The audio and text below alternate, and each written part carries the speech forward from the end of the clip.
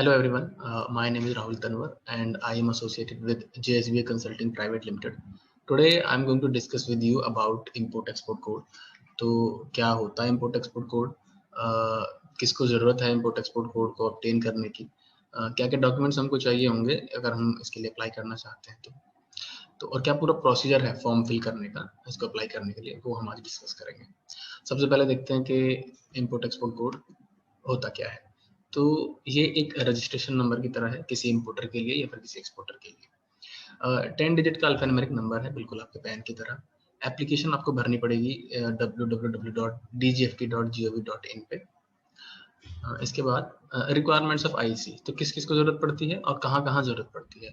तो अगर आप एक इंपोर्टर हैं और गुड्स और सर्विसेज का इंपोर्ट करना चाहते हैं तो आपको कस्टम अथॉरिटीज के साथ डील करते समय आईसी की जरूरत पड़ेगी।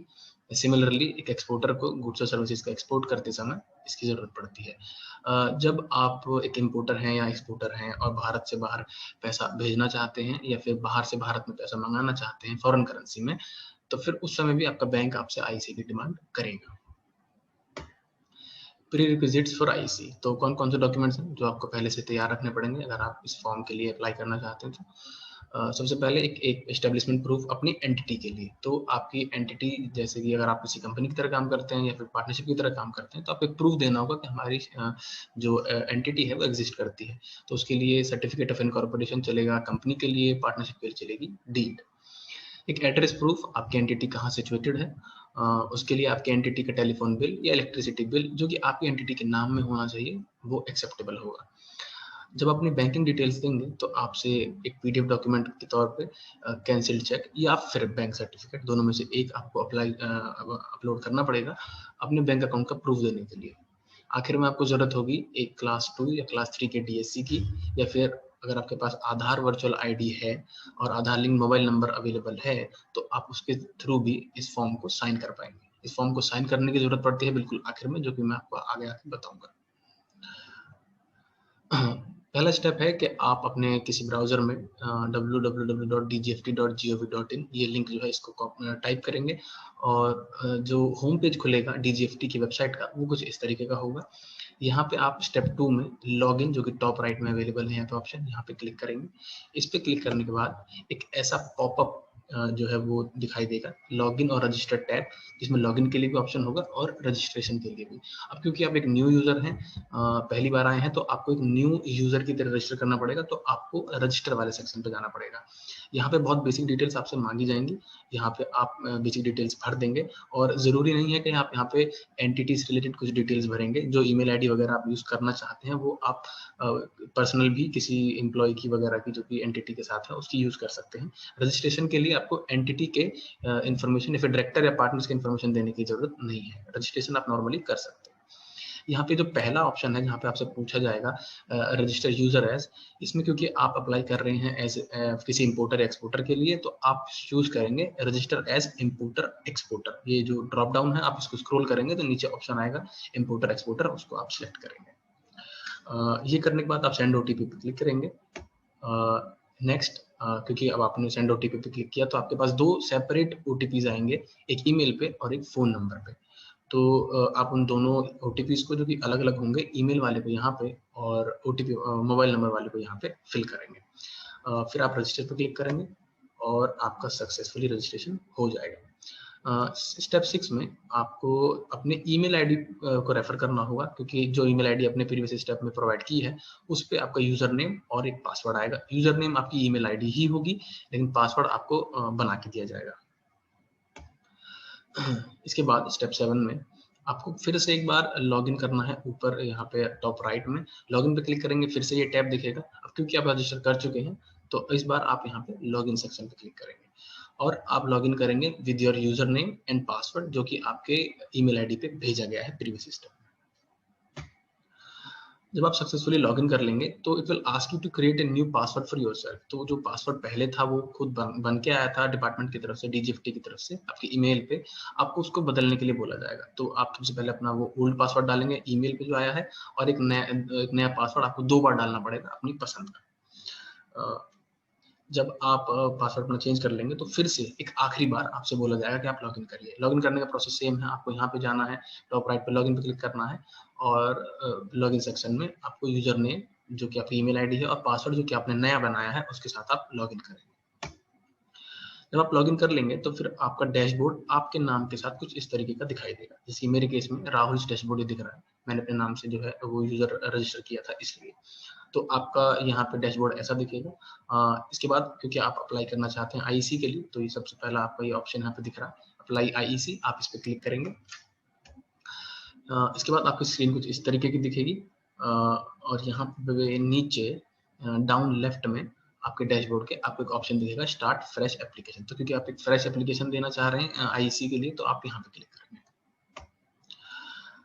असल में आप जो फॉर्म जो होता है 6 पेज का 6 पेज का एक फॉर्म होता है जो आपको फिल करना पड़ेगा, वो अब शुरू होता है।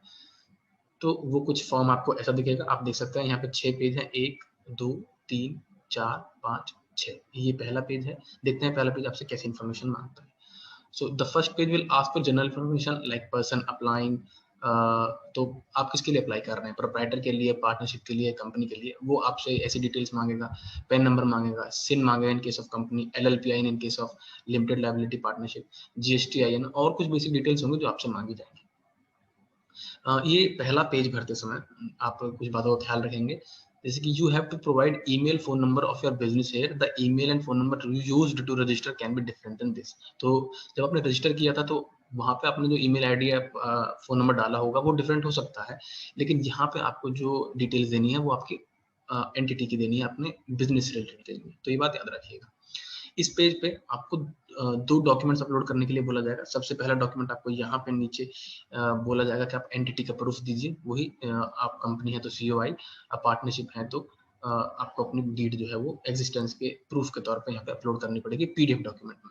एक और डॉक्यूमेंट होगा जो कि इस स्क्रीनशॉट के नीचे, इसमें कुछ और भी आपको डिटेल्स फिल करनी है जो कि बहुत बेसिक होंगी, और साथ में एक डॉक्यूमेंट आपसे और मांगा जाएगा जो कि आपका एड्रेस प्रूफ की तरह काम करेगा। वहां पे आप अपना इलेक्ट्रिसिटी बिल, टेलीफोन बिल या कुछ और डॉक्यूमेंट्स भी होंगे जो वहाँ पे लिस्टेड होंगे, जिनके साथ आप अपना एंटिटी का प्रूफ दे सकते हैं एड्रेस का, तो आपको वो भी अपलोड करना होगा। कुल मिला के इस पेज पे आपको 2 डॉक्यूमेंट्स जो है वो अपलोड करने पड़ेंगे।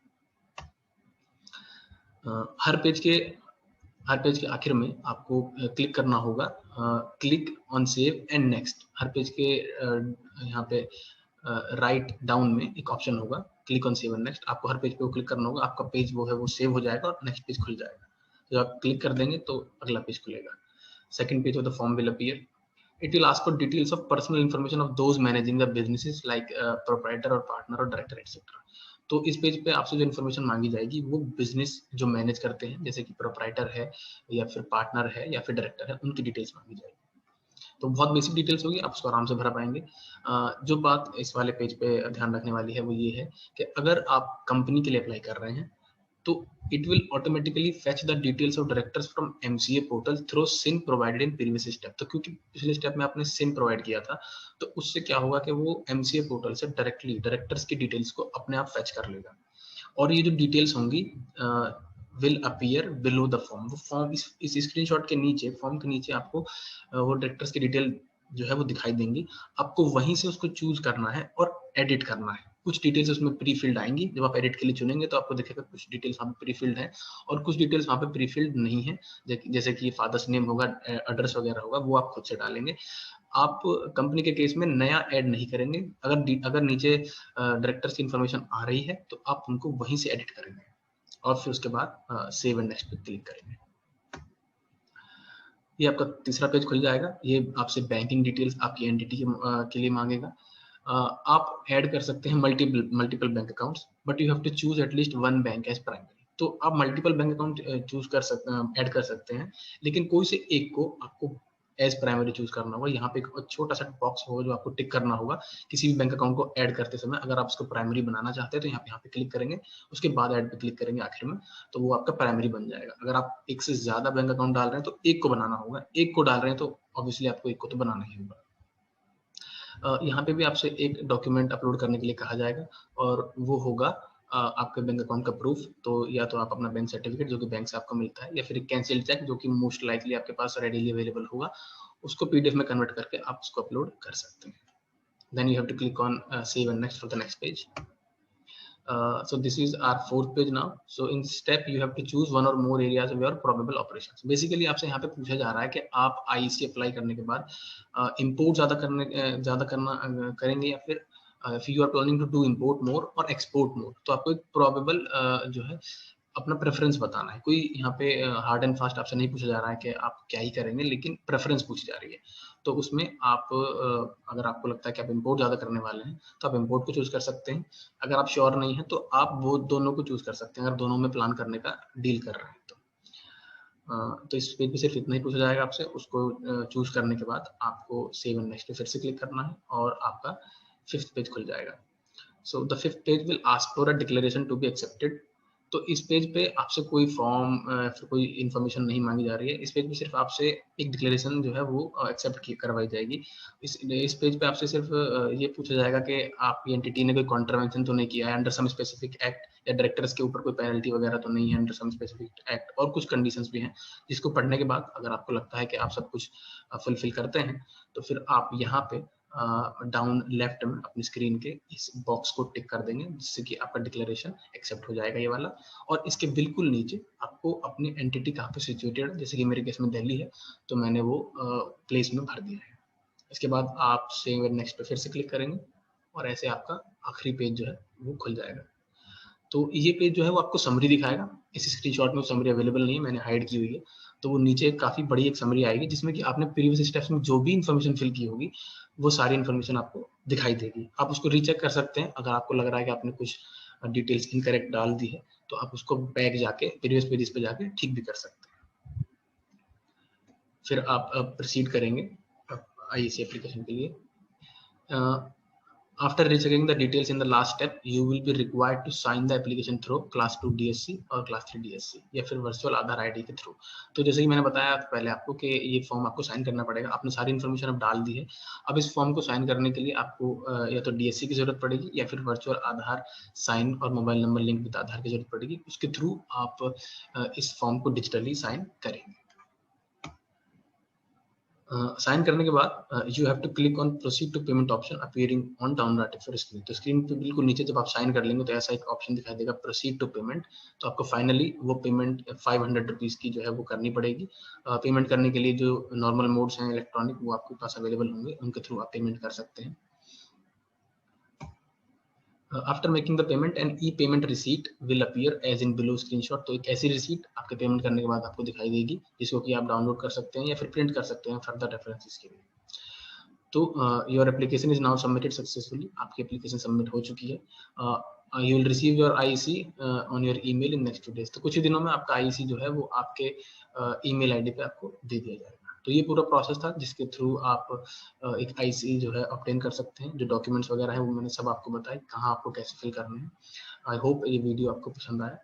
Thank you so much.